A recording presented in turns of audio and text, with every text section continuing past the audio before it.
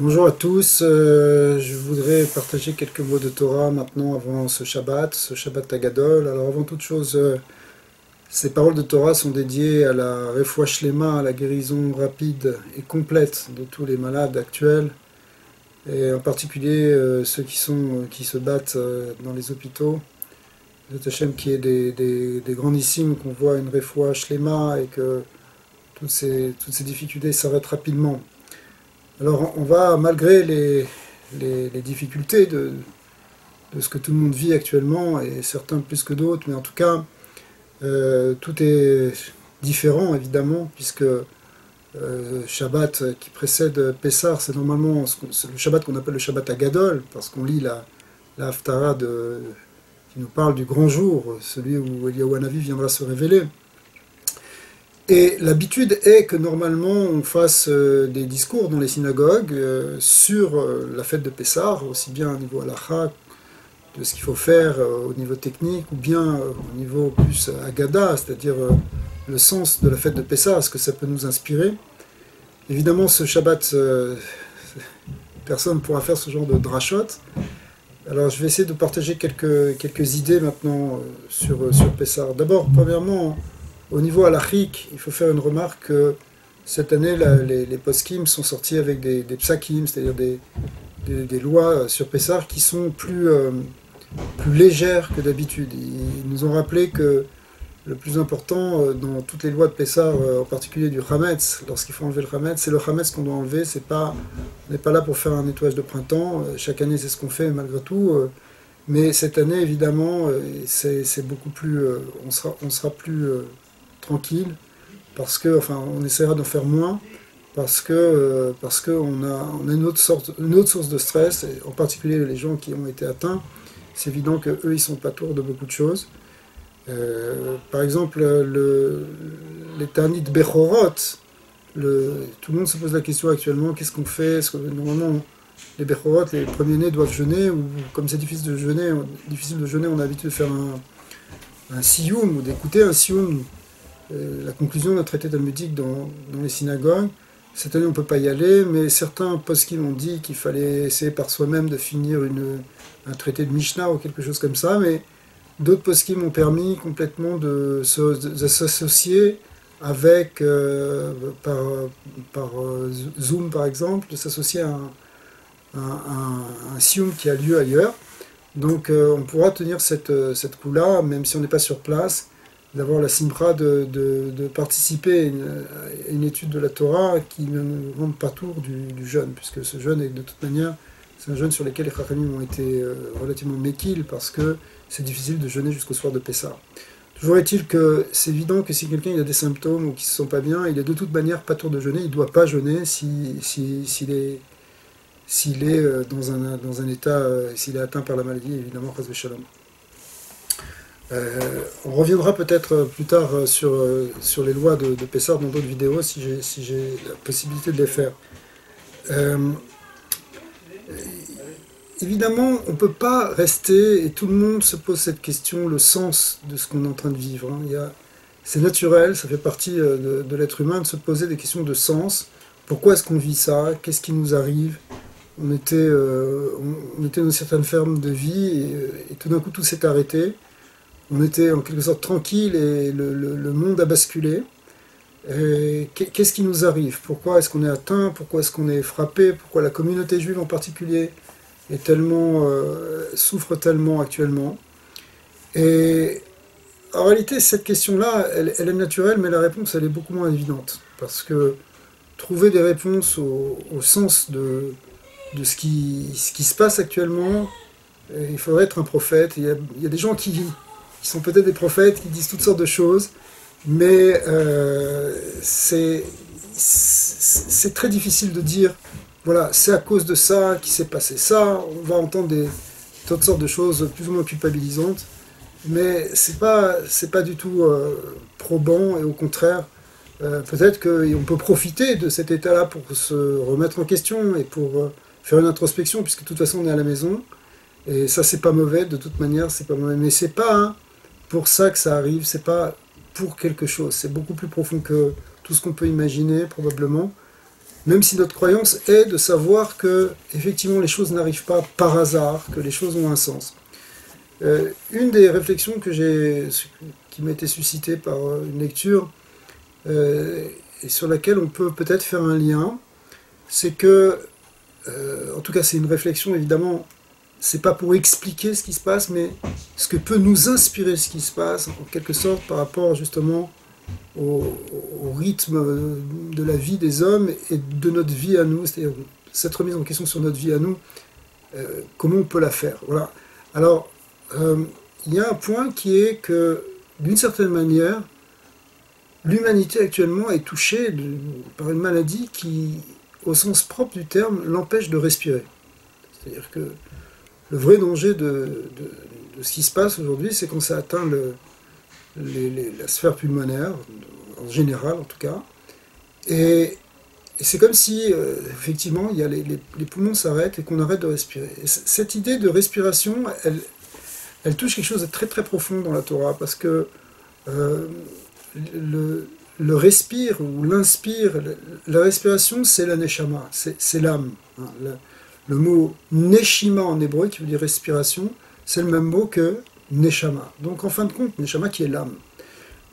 La vie, c'est l'air, c'est avant tout. Avant toute autre chose, c'est pouvoir respirer, et c'est exprimer un souffle. Il y a plusieurs versets des psaumes qui nous expriment, où David exprime, le roi David exprime l'idée justement que toute son âme, toute sa respiration est tournée vers le Créateur, et il donne son souffle à Dieu. En Égypte, avant de sortir d'Égypte, l'esclavage d'Égypte, il est défini par un kotser ruach. C'est quoi kotser ruach? C'est-à-dire qu'il y a une absence de respiration. On n'arrive pas à respirer, on n'a pas le temps de prendre son souffle. C'est ça l'esclavage. Et c'est un monde dans lequel, le monde de l'Égypte, symbolique, mais c'est aussi le monde moderne d'aujourd'hui. C'est un monde où, est-ce qu'on a le temps de respirer? Est-ce que ce monde qui court, ce monde qui produit, qui consomme et produit et consomme et produit, qui travaille pour consommer et qui consomme pour travailler, est-ce qu'il s'arrête ou est-ce qu'il est dans un kotser ruach? Or, le fait d'avoir un kotser ruach, c'est-à-dire un souffle court, c'est en même temps avoir un esprit court, parce que le mot ruach veut dire aussi l'esprit. On parlait de l'âme, c'est aussi l'esprit. Et d'une certaine manière, en fait, c'est un temps où on n'a pas la vie. Quand on est pris dans le rythme, dans la course de la vie de Olam Hazé, de cette Égypte symbolique, on n'a pas le temps de réfléchir. Et d'une certaine manière, c'est le contraire de la liberté. C'est-à-dire que la liberté qu'on veut acquérir à Pessah, c'est une liberté où on n'est pas soumis justement à une pensée préfabriquée, où on n'est pas complètement coincé dans ce qu'on nous oblige à penser, parce qu'on n'a pas le temps, parce qu'il faut faire, parce que c'est le système, on va vous dire tous les mots qu'il faut, mais en réalité, il y a un manque de liberté parce qu'on n'est pas capable de voir au-dessus de notre existence, de voir au-delà, d'avoir un rapport à une certaine transcendance. La sortie d'Égypte, c'est ça, c'est-à-dire qu'il y a une ouverture vers autre chose. Alors, vous allez me dire, mais c'est pas le moment, là, on est en train de parler de Pessah, alors qu'on est justement exactement dans le contraire de Pessah, puisqu'on n'arrive pas à respirer. Je ne sais pas d'ailleurs jusqu'à quel point, parce que ça c'est une des questions qu'on peut être amené à se poser, comment tous ces malheurs arrivent justement pendant la période de Purim et Pessah, qui sont justement des périodes normalement fastes, hein, le mois de Hadar, où il y a Purim, c'est un mois où on multiplie la Simcha. Le mois de Nissan, c'est un mois de miracle et de Géoula, ou de délivrance. Or, on a l'impression qu'au contraire, on vit le contraire d'une certaine manière, puisqu'on est enfermé. Et en plus, on est dans la peur. Mais peut-être que ce serait... Une des réflexions, c'est que peut-être ce serait pire si c'était un autre moment. C'est-à-dire qu'on a une force actuellement, il y a une force qu'on prend, qu'on va puiser dans cette Torah, justement. Les gens disent, ben oui, mais c'est Pessah qu'on va faire Pessah. Effectivement, mais le fait qu'on a accès aussi, même si c'est difficile, à cette spiritualité et à ce vécu de la Torah et des mitzvot, ça nous donne une force en même temps pour combattre et pour repousser même. Il y a une force de Gdusha, un Pikabala, il y a une force de Chesed qui vient compenser ou repousser la force négative. Dans le Zohar, c'est marqué que lorsque les Bnei Israël ont fait le veau d'or, Aaron leur a dit, c'est marqué dans la Torah, il leur a dit, le grand prêtre leur a dit, vous allez attendre demain. Et là, le Zohar dit, pourquoi il a voulu attendre demain? Parce qu'il voulait construire un misbéar, un autel, non pas pour la Vodazara, pas pour faire un veau, mais pour la Shekhinah, pour la présence divine, pour que cette puissance et cette force divine puissent repousser et contrecarrer en quelque sorte la force négative, la force du vaudeur, qui était la force du mal.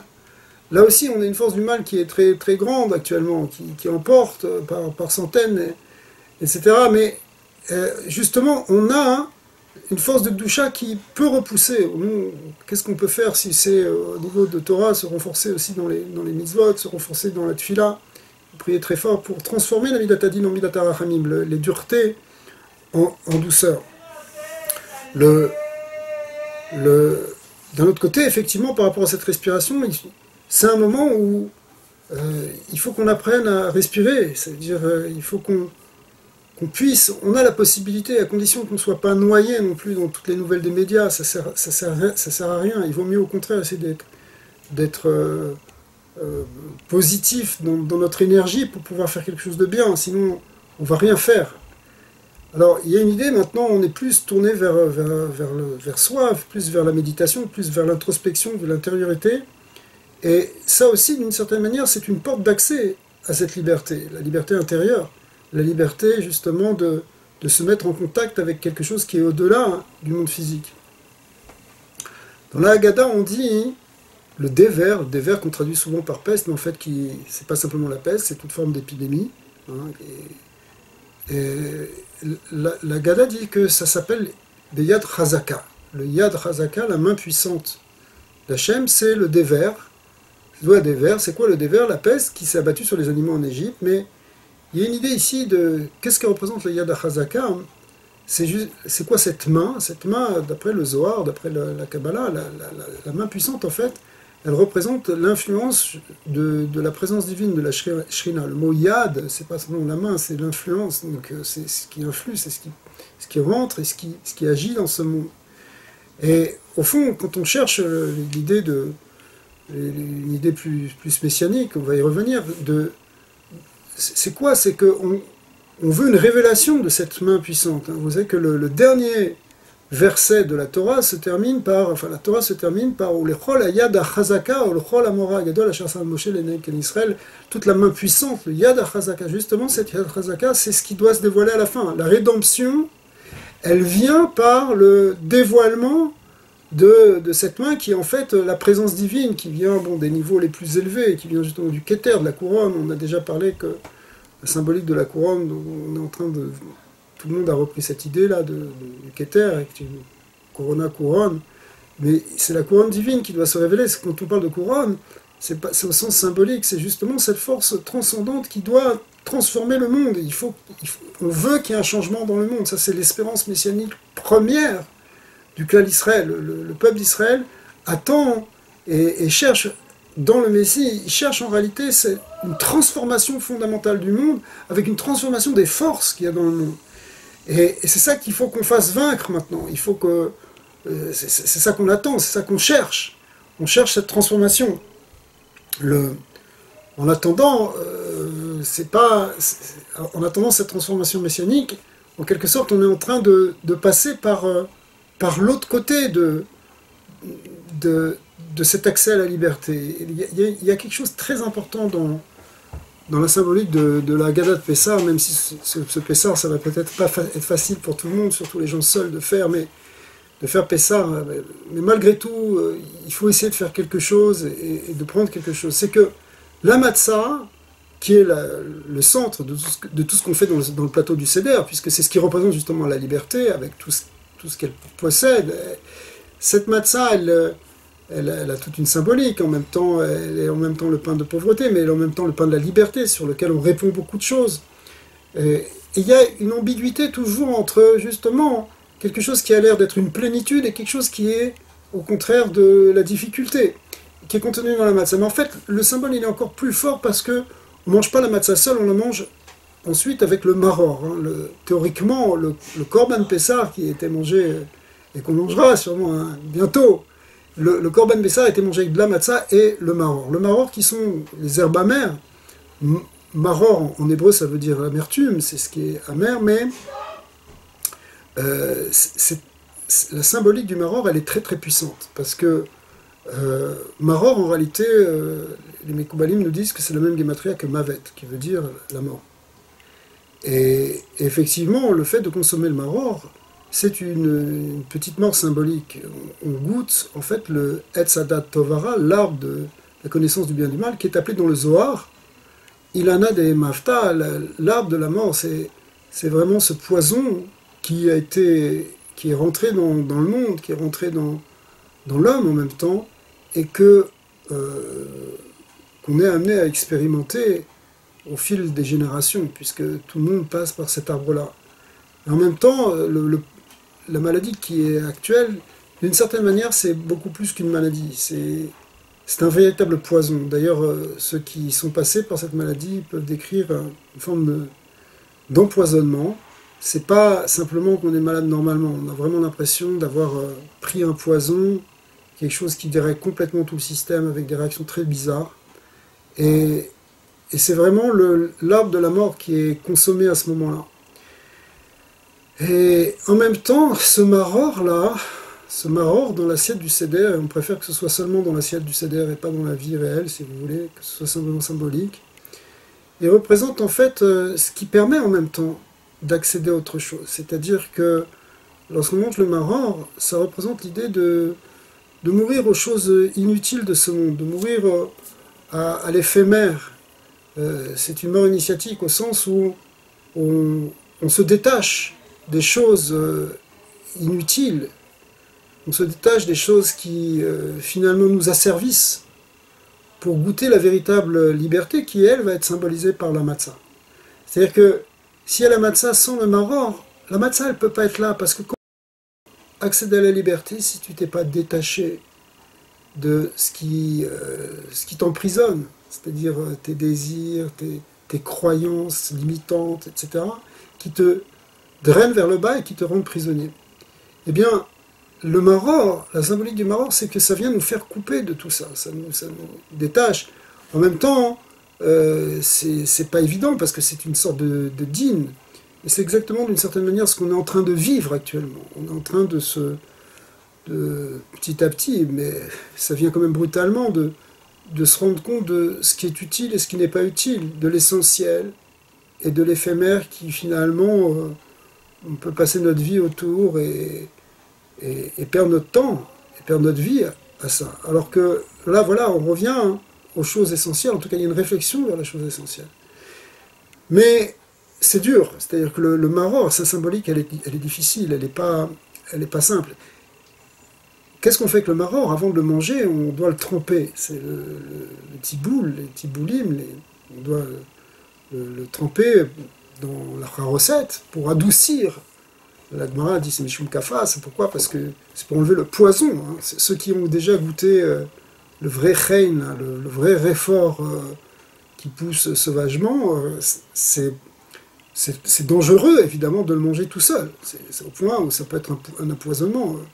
Je me rappelle des fois avoir coupé du maror Erev Pessar, l'avoir haché, et le dégagement de l'odeur est tellement fort que je me suis mis à enfler. C'était une réaction, on sent vraiment qu'il y a un poison. Et en même temps, qu'est-ce qu'on fait, hein? Bon, on n'est pas obligé de prendre du réfort, évidemment, on peut prendre aussi la chazeret, la romaine, c'est ce qui est le plus classique, mais théoriquement, aujourd'hui, les salades qu'on mange, elles ont perdu cette amertume. L'amertume pourrait être très fort qu'effectivement, c'est une forme effectivement de poison qu'on est en train de consommer. Et pour éviter ce poison, la Gemara dit que on va le tremper dans le charoset, qui est plus sucré, qui est plus doux, pour adoucir. Mais dans l'idée qui est reprise dans les soirées de Kabbalah, en fin de compte, c'est que le fait de tremper, ce qui fait le plus grand adoucissement, en fin de compte, c'est la notion de bitoul. Bitoul qui veut dire annulation. C'est l'annulation, finalement. On est dans une épreuve. Et ce qui permet de la supporter, qu'elle ne soit pas trop dure, cette épreuve, c'est en même temps l'acceptation. C'est ça le bitoul. C'est-à-dire accepter qu'on va traverser ça et pas essayer si vous voulez, de ce qu'on est en train de vivre. On est obligé d'accepter.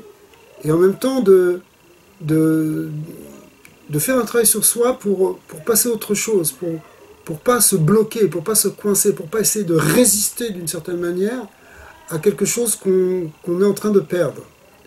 Alors c'est très délicat ce que je suis en train de dire, évidemment c'est quelque chose qui... il faut bien le comprendre, ça veut dire que c'est évidemment qu'on doit se battre au sens où on doit tout faire pour pas tomber malade, on doit protéger les autres, etc. Évidemment. Et quand on est malade, on doit aussi se battre pour résister, c'est pas évident, il y a des gens qui luttent très très fort et que Hachem les aide, Hachem.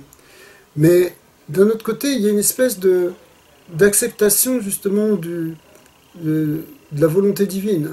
Peut-être certains vont vous dire que c'est un empoisonnement qui a été voulu par d'autres, etc. Mais en tout cas, hein, à la fin, quand il nous arrive quelque chose, ça ne peut pas nous arriver si ça n'a pas été décidé par Dieu. Ça, c'est la base, si vous voulez, de la croyance du judaïsme. Et donc, quand il y a cette acceptation, lorsqu'il y a ce bitoul, finalement, on traverse plus facilement l'épreuve, et on s'en sort mieux, et l'épreuve, finalement, fait son travail. Elle fait son travail de nous faire grandir, de nous faire... de nous détacher, justement, des choses petites, des choses... de ce qu'on appelle dans la Kabbalah les mochim des katnout, c'est-à-dire un esprit petit, encore une fois, ce kotserouar, ce manque de souffle, ce manque d'esprit, ce manque de largesse spirituelle. On peut grandir grâce à ça, on peut sortir de cette katnout, de cette petitesse qui est symbolisée par le maror, en le consommant d'une certaine manière, c'est comme ça qu'on le dépasse. Alors, tout ça, c'est évidemment des choses qui sont profondes et qui sont pas évidentes. Concrètement, pour finir, en fait, ce que tout le monde se pose cette question, enfin beaucoup de gens qui sont dans la Torah se demandent, se disent, est-ce que c'est le Mashiach qui est en train de venir? Est-ce qu'on est en train de vivre mais le Messie, quelque chose, là, il y a un bouleversement dans le monde ne va plus être le même. Peut-être qu'on est arrivé à l'aube d'une phase messianique très importante.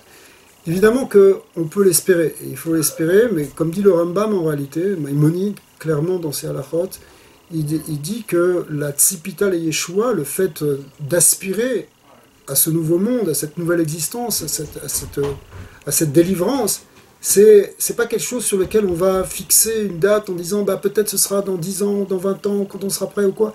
Non, il faut y croire.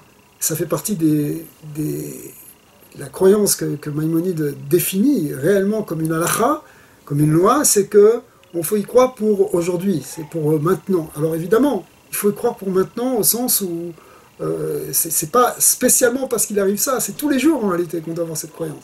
Mais particulièrement maintenant, il faut espérer, on veut qu'il y ait un dévoilement de quelque chose de transcendant, quelque chose de plus grand, qu'on puisse passer à autre chose, que l'homme prenne conscience, pas simplement le Ham Israël, mais que toute l'humanité prenne conscience du sens de son existence, de ce qu'elle est venue faire sur cette terre, qu'est-ce qu'elle peut donner comme contenu à cette liberté qui est en train de grandir, qui était en train de grandir en tout cas, parce que maintenant on peut encore se poser des questions, mais qui était en train de grandir au sens où l'homme a depuis même récemment, depuis les quelques dernières dizaines d'années, accéder à de plus en plus de facilité, une qualité de vie qui augmente, une technologie au service de l'homme, des machines qui nous aident, etc. Donc en fin de compte, on peut accéder à une grande liberté. Mais la question qui nous est posée aujourd'hui, et c'est la question de Pessah, mais c'est une question que l'humanité peut se poser, c'est quel contenu donner à cette liberté? C'est-à-dire, qu'est-ce qu'on va en faire? Quel est le sens? Qu'est-ce qu'on est venu faire ici? Qu'est-ce qu'on peut faire? Et ça, si ce petit message que je suis en train d'essayer de faire passer, il pouvait passer de manière large, je serais très content, parce que c'est vraiment la question que l'homme, que les humains doivent se poser, c'est qu'est-ce qu'on peut faire? Qu'est-ce qu'on va faire? Pas qu'est-ce qui va nous arriver. Il va nous arriver ce qui va nous arriver. Mais qu'est-ce qu'on peut faire? Quel sens on peut donner à un niveau individuel, à un niveau communautaire, à un niveau collectif, national, international, au niveau de l'humanité tout entière? C'est la question que ce virus nous pose. Qu'est-ce qu'on va en faire? Qu'est-ce qu'on va gagner? Comment on va... Quand on va sortir de cette crise, finalement, il va falloir donner plus de sens. Ou bien, si on ne saisit pas cette opportunité, ça peut être aussi une régression. Mais Je pense pas. Je pense que les hommes, les peuples, les gens veulent aller vers quelque chose d'autre et pas simplement vers un enfermement. Alors, pour l'instant, on est enfermé physiquement et ça doit nous poser cette question, cette volonté, ce désir de sortir. Alors, encore une fois, je souhaite à tous ceux qui en ont besoin une grande aide Mina Shamayim, qui est une refoua shlema pour tous les cholés Israël et pour tous ceux qui en ont besoin, Bezat Hashem, qui est une Geoula shlema avec ce Shabbat Agadol, qu'on puisse voir Eliyahu Hanavi, et que déjà, qu'après ce Shabbat, on puisse partir à Yerushalayim tous ensemble, avec Mashiach Tzidkenu, Amen, Ken Yiratzon. Shabbat Shalom à tous.